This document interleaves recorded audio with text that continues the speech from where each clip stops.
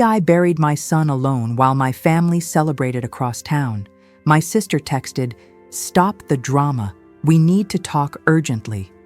She wants to use my dead son's $300K trust fund for her daughter's wedding, but they had no idea what I was planning.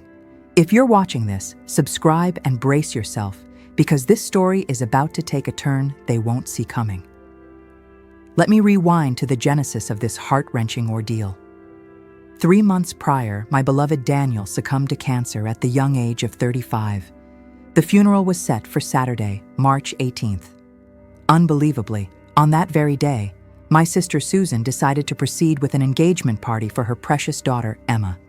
The unspoken message was clear. A dead nephew shouldn't cast a shadow on wedding festivities. Grace, I know you understand this, don't you? The night before Daniel's funeral, Susan had called, her voice oozing with a sickeningly sweet, false sympathy. "We simply can't cancel Emma's party, darling. The country club is booked solid. Deposits are absolutely non-refundable." I stood frozen in my kitchen, phone clutched in one hand, Daniel's cherished coffee mug in the other. The mug proudly proclaimed, "World's best son," a last birthday gift when we clung to the hope that chemo might still work. "Of course," I heard myself croak, the voice sounding like it belonged to a stranger. "Family comes first." The brutal irony wasn't lost on me even then. So while I sat numb in the front pew of St. Mary's Chapel, watching Daniel's casket descend into the earth, attended by a meager 7 souls, myself, the pastor, 2 somber funeral home employees, his loyal best friend Mike, his heartbroken ex-girlfriend Sarah, and Mrs. Henderson from next door, Susan was toasting with champagne 20 miles away. 7 people for a man who'd selflessly coached Little League, volunteered tirelessly at the animal shelter, and never missed a birthday or holiday. 7 people, because his own blood chose hors d'oeuvres over heartfelt condolences. The funeral director, a kind soul named Mr. Peterson, kept casting concerned glances at the vast emptiness behind me. "Mrs. Walker, would you like us to wait a few more minutes? Sometimes family runs late." "This is everyone," I replied, my voice as steady as newly poured concrete. "We can proceed." But how utterly wrong he was about family running late. They weren't delayed. They were precisely where they wanted to be, celebrating. That evening, I stumbled home to 17 missed calls and 43 text messages. Not condolences, not apologies, just a digital avalanche of shallow excuses attempting to justify why Emma's party held more weight than my son's final farewell. Mom couldn't possibly miss the party, but she sends her love. Emma's terribly sorry, Grace, but you know how Susan gets when plans are disrupted. My brother Tom. We'll visit the grave next week. Promise. Only my youngest sister Carol sent a message edged with honesty, but the most telling message came from Susan herself. "Grace, we absolutely must discuss Daniel's estate. Call me Monday." Estate, not inheritance, not Daniel's final wishes, but estate, as if my son was merely a piece of real estate to be divided and sold. I poured myself a glass of wine, Daniel's favorite robust red blend that we often savored during our Sunday dinners, and made a silent vow that would soon send shockwaves through my family. If my family wanted to reduce Daniel's death to a crass business transaction, then I would ensure they received exactly what they deserved, but they would have to wait patiently to discover the true meaning of that. Monday morning arrived with the force of a battering ram as Susan pounded on my front door at 7:30 a.m. She bypassed any offer of coffee and immediately launched into her carefully constructed agenda. "Grace, darling, we need to urgently discuss Daniel's trust fund," she announced, settling herself onto my couch with an unsettling sense of ownership. "Emma's wedding is only 6 months away, and frankly, that money could make all the difference in the world." I slowly sat down, clutching my coffee mug, buying precious moments to process the sheer audacity of her words. "Daniel's been dead for precisely 3 days, Susan. And that's undeniably tragic, truly, but life, unfortunately, goes on." She then retrieved her phone, scrolling through what appeared to be meticulously curated Pinterest boards. Emma's been dreaming of this fairy tale wedding since she was practically 12. The venue alone is a staggering $80,000, and that's before we even consider flowers, the dress, or catering. How very nice for Emma. My voice was sharp enough to cut diamonds. Tell me, did she enjoy the engagement party? I heard it was simply lovely. Susan, for once, had the decency to look faintly uncomfortable for a fleeting 2 seconds. Grace, darling, don't be like that. You know we truly wanted to be there for Daniel, but sometimes, regrettably, life forces us to make difficult choices. Difficult choices. I repeated the words slowly, savoring their bitter taste, like having to choose between burying your beloved nephew and celebrating your pampered daughter's engagement. That's hardly fair, Susan, and you are well aware of it. Susan's voice adopted that familiar whining tone I recalled vividly from our childhood. The party was planned months in advance. Daniel would have understood, would he? Daniel, who'd privately referred to Susan as Aunt Selfish since he was 15 years old. Daniel, who'd once confided that Susan only graced family events with her presence when she needed something. Besides, Susan continued, blissfully unaware of my internal musings, Daniel specifically named you as the executor because he trusted you implicitly to do what's ultimately best for the family. There it was, the undeniable core reason for this obscenely early morning intrusion. Susan had probably spent the entire night awake, diligently calculating how to cunningly get her manicured hands on that coveted $300,000. He left extremely detailed instructions regarding the trust fund, I replied cautiously. Susan leaned forward with unmasked eagerness.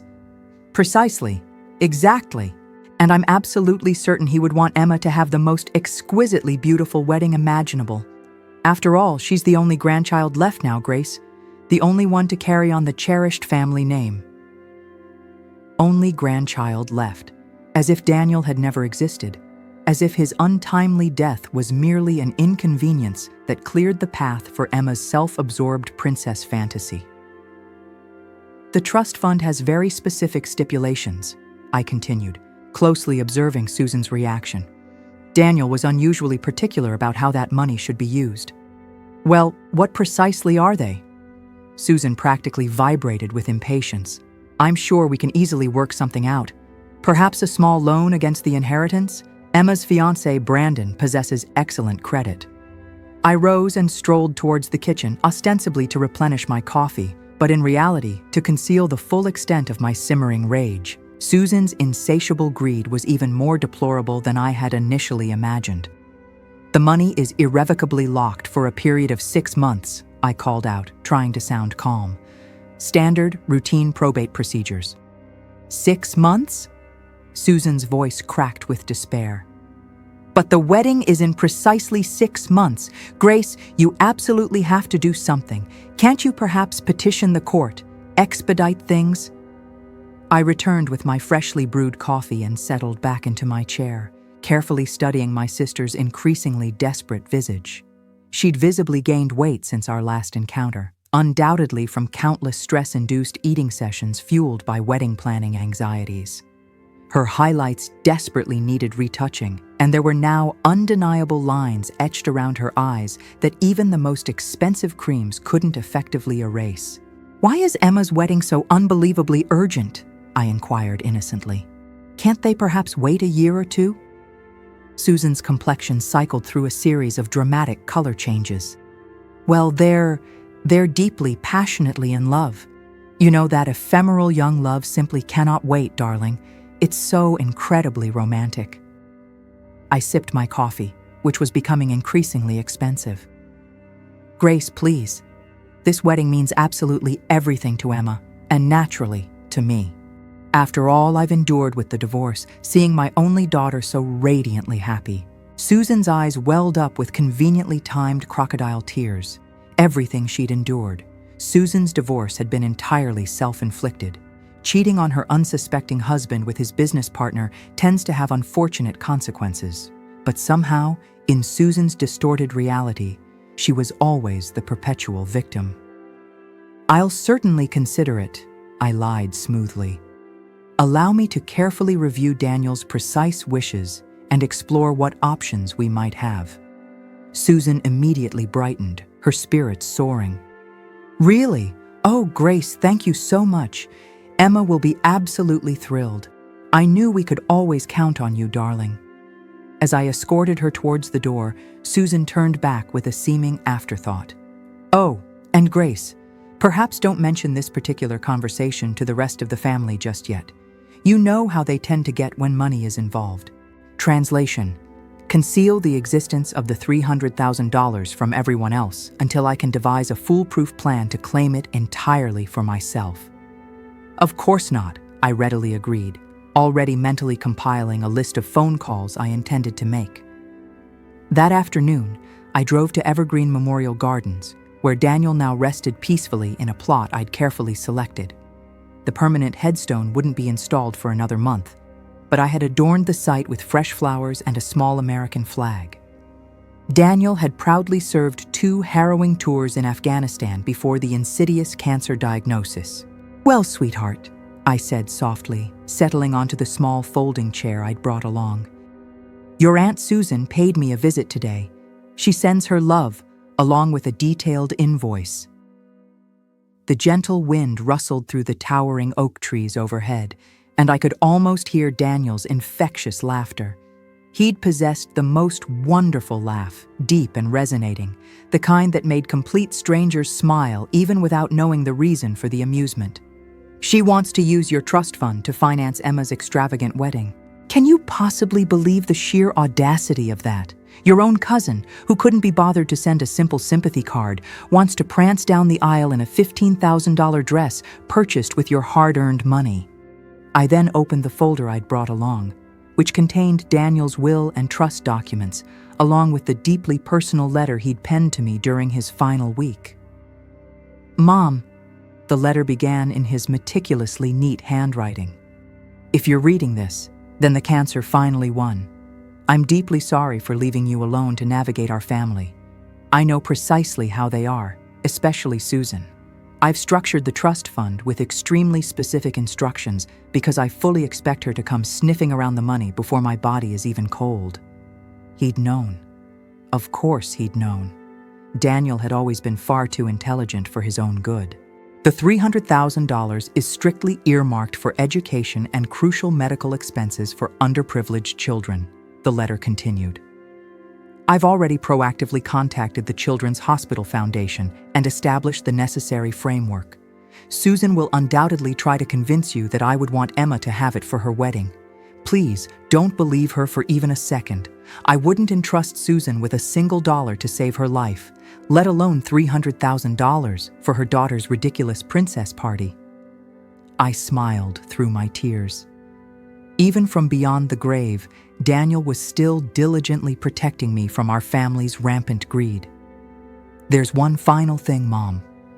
I've granted you full discretionary power over how and when the money is responsibly distributed. If our family gives you any grief about my final wishes, feel free to gently remind them that kindness during life earns thoughtful consideration after death. They willingly made their choices. Now they can live with the inevitable consequences." The letter was signed with a simple yet heartfelt, "Love always, your son who knew better." I carefully folded the precious letter and returned it to the folder. Daniel had bestowed upon me far more than just money. He'd gifted me the much-needed permission to finally stand up against the family that had treated both of us as mere afterthoughts for far too many years. My phone suddenly buzzed with an incoming text message from Emma. "Aunt Grace, Mom shared the amazing news about Uncle Daniel's generous gift for my wedding. Can we perhaps go dress shopping together this weekend? I'd love to show you the one I've been dreaming about." The one she'd been dreaming about, while I was desperately dreaming about my son coming home from his last grueling chemotherapy session. I typed back a curt reply. "We'll certainly talk soon, sweetie." Another text arrived almost immediately. "OMG, yes, I absolutely can't wait. This is going to be the most utterly perfect wedding ever. Uncle Daniel would be so incredibly happy to see us celebrating life instead of being sad." Celebrating life? Is that what we were now calling it? I stood up, brushing stray blades of grass from my skirt, and gently placed my hand on the temporary marker that would eventually be replaced by Daniel's permanent headstone. Don't worry, sweetheart. I fully understand the assignment. Susan wants to play deceptive games with your sacred memory. Well, she has undeniably picked the wrong woman to attempt to manipulate. Your mother didn't raise any fools. On the drive back home, I mentally compiled a comprehensive list of phone calls to make. The astute lawyer who had meticulously helped Daniel establish the trust, the seasoned financial advisor who adeptly managed the account, the dedicated director of the Children's Hospital Foundation, who was eagerly awaiting Daniel's significant donation. And then, simply for my own personal amusement, I would discreetly call my other siblings and inform them of Susan's highly secretive morning visit. After all, she had specifically instructed me not to mention it to anyone. Fortunately, I'd never been particularly inclined towards blind obedience. Tuesday evening brought the inevitable family phone tree directly to my doorstep. Tom arrived first, followed by Carol approximately 20 minutes later. They strategically settled into my living room, their eyes gleaming with the same insatiable hunger that I had witnessed in Susan the previous day. "Grace," Tom began, his smooth car salesman voice in full effect. "Susan casually mentioned that you might require some assistance navigating Daniel's complicated estate situation." How exceptionally thoughtful of them. I politely offered them coffee, which they both swiftly declined. Apparently, this was intended to be a brief surgical intervention. Carol leaned forward with her carefully rehearsed concerned expression, the very same one she had skillfully employed when convincing our gullible mother to sign over power of attorney 3 years prior. "We simply want to ensure that you're not making any potentially emotional decisions during this undeniably difficult time." Emotional decisions, like single-handedly arranging my son's funeral without the physical presence or emotional support of his supposed family. "What specific types of decisions are you particularly worried about?" I asked, genuinely curious to understand their strategic approach. Tom and Carol exchanged furtive glances. Clearly, they had thoroughly rehearsed this carefully choreographed conversation. "Well," Tom cleared his throat self-importantly, "Susan mentioned that Daniel had left behind some valuable assets that might significantly benefit the entire family. We collectively believe that it would be a wise and prudent decision to distribute those assets sooner rather than later for complicated tax purposes." Tax purposes. How exceptionally creative and original. "And precisely what assets are you referring to?" I carefully kept my voice neutral, although I was secretly enjoying watching them uncomfortably squirm. "The trust fund," Carol blurted out bluntly. "Susan said that it was quite substantial." "Did she now?" I deliberately sipped my coffee slowly, savoring the moment. "What else did Susan happen to tell you?" Another meaningful glance passed between the siblings. Tom predictably took the lead once again. "Look, Grace, we completely understand that Daniel possessed good intentions, but he was undeniably young and likely didn't fully comprehend the complex tax implications of a large inheritance. If we immediately divide the money now among all of the grandchildren, everyone uniformly benefits." "All of the grandchildren?" I archly raised an eyebrow. "Tom, your children are all in their 30s and 40s. Carol, yours are in their 20s with well-paying jobs. Emma is currently the only one actually getting married." "That's really not the salient point at all," Carol protested vehemently. "It's all about fundamental fairness. Daniel certainly wouldn't want to play favorites, would he?"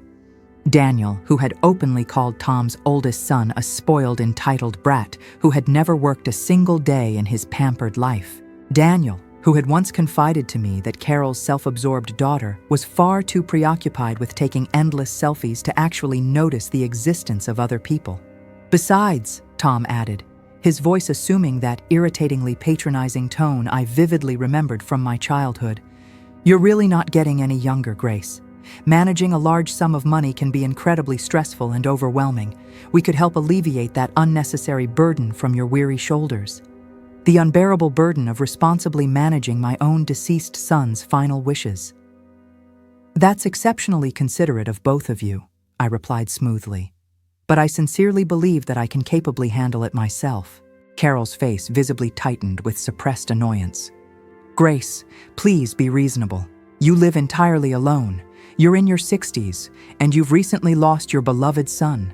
Now is definitely not the time for such tiresome stubbornness." Stubborn? I deliberately set down my coffee cup with exaggerated care, mirroring the very same stubbornness I had exhibited when insisting on attending Daniel's sparsely populated funeral instead of enthusiastically celebrating Emma's lavish engagement party. The room fell abruptly silent. Tom intently studied his polished shoes, while Carol suddenly found the ceiling inexplicably fascinating. "Grace," Carol finally said, her voice softening slightly, "we completely understand that you are understandably upset about what transpired on Saturday, but families sometimes regrettably have to make incredibly difficult choices." "Stop," I firmly held up my hand. "Just stop right there. You actually want to discuss genuinely difficult choices? Let me enlighten you about what truly constitutes a difficult choice." I resolutely stood up and walked purposefully to the mantel where Daniel's coveted purple heart proudly sat next to his cherished college graduation photo. Genuinely difficult choices involve agonizingly deciding whether to remove your suffering son from life support. Genuinely difficult choices involve selecting a casket for someone who should have undoubtedly outlived you. Genuinely difficult choices involve sitting entirely alone at your son's funeral because your very own family actively chose champagne over compassion. When I deliberately turned back around, both siblings appeared visibly uncomfortable. "Now," I continued, my voice as unwavering as tempered steel, "you actually want to collectively make another profoundly difficult choice regarding my son's money. The money that he specifically designated for charitable work with desperately sick children. The money that he implicitly trusted me to responsibly distribute according to his clearly articulated wishes." Tom's face flushed an angry red. "Susan unequivocally said that he explicitly left it to the entire family." Susan lied. The deliberately chosen words hung heavily in the air like a palpable challenge. Daniel had provided explicit instructions regarding that money, and not one single penny was ever intended for frivolous weddings, extravagant vacations, or any other selfish family expenses. Carol abruptly stood up. "Fine, be selfish then. Selfishly keep it all entirely for yourself, but don't expect any of us to financially support you when you're old and inevitably require care." The barely veiled threat was so predictably transparent that I almost audibly laughed.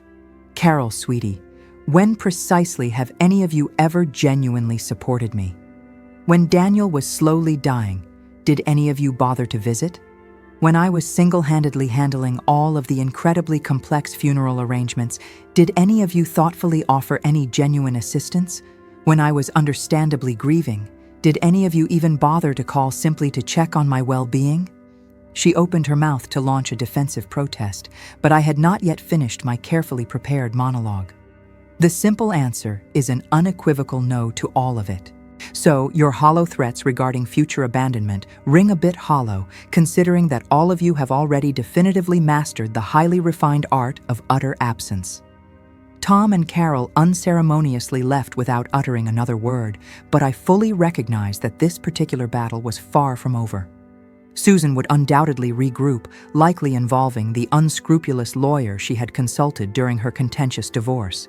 But I possessed something that they clearly did not anticipate: Daniel's actual legally binding will, his meticulously detailed trust documents, and an unwavering, burning desire to honor his cherished memory properly. Let them come then. I was more than ready for war. Wednesday morning brought an unexpected visitor directly to my front door. Emma herself, standing forlornly on my doorstep with noticeably red-rimmed eyes and a Starbucks cup clutched tightly in her visibly shaking hands. "Aunt Grace, can we possibly talk?" Her voice was noticeably smaller and more subdued than I had heard it since she was a young child of 10.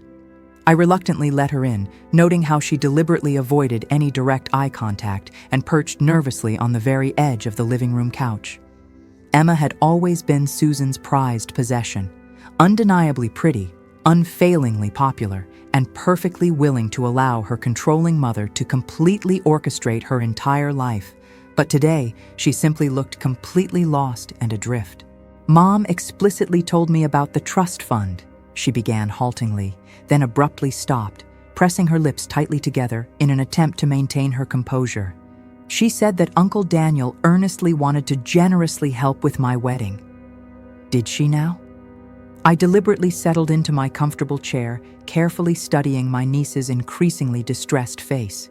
Years of patiently raising Daniel had taught me that young people often revealed far more when you didn't impatiently rush to fill the unnaturally quiet spaces.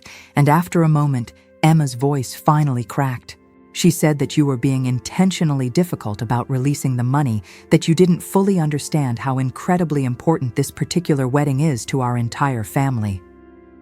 My influence? I almost audibly laughed. You mean simply encouraging her to actually think for herself? I mean deliberately filling her impressionable young head with wholly unnecessary doubts about Brandon and the wedding itself. She unexpectedly came home in tears yesterday, babbling complete nonsense about indefinitely postponing everything. Do you even begin to comprehend what that would ultimately cost us? Cost them? Not cost Emma's long-term happiness or her long-term peace of mind, but cost them substantial money and valuable social standing. Where would you prefer to meet? I inquired politely, already intuitively knowing that this upcoming conversation was going to be deliciously satisfying. Café Luna, in precisely 1 hour. Café Luna was undeniably Susan's favorite restaurant, sufficiently upscale to make her feel suitably important and sophisticated, but ostensibly public enough that she automatically assumed I would never dare to create a scene. She had always drastically underestimated me. I proactively arrived first and deliberately chose a prominent table in the very center of the busy dining room, strategically close enough to other patrons that Susan would be forcefully compelled to carefully control her voice, but also far enough away that we could still engage in a reasonably private conversation. When she finally breezed in precisely 10 minutes late, I could immediately see the brewing storm clearly reflected in her furiously flashing eyes. "Let's get straight to the salient point," she said without preamble, brusquely sliding into the vacant chair directly across from me. "What exactly did you say to Emma?" I simply told her the unvarnished truth about Daniel's will. I then signaled the approaching waitress for 2 coffees. "Something that you apparently conveniently forgot to mention to anyone." Susan's face cycled through several distinct shades of red and purple. "What specific truth?" "That Daniel never genuinely intended his significant money to be wasted on funding Emma's extravagant wedding, that he specifically designated it to be used for vital charity work with desperately sick children, that you brazenly lied to your entire gullible family about his true final wishes." So, there you have it. This is just the beginning of a story about grief, family betrayal, and ultimately, a mother's unwavering love for her son. It's about honoring Daniel's memory in the face of shocking greed and manipulation. It's about finding the strength to stand up for what's right, even when it means going against those closest to you. And believe me, this story is far from over. In part 2, you'll see just how Grace plans to turn the tables and deliver a reckoning they won't soon forget. What do you think so far? Has anyone experienced something similar in their own lives? Leave a comment below. I'd love to hear your thoughts, questions, and even your own stories. Let's start a conversation.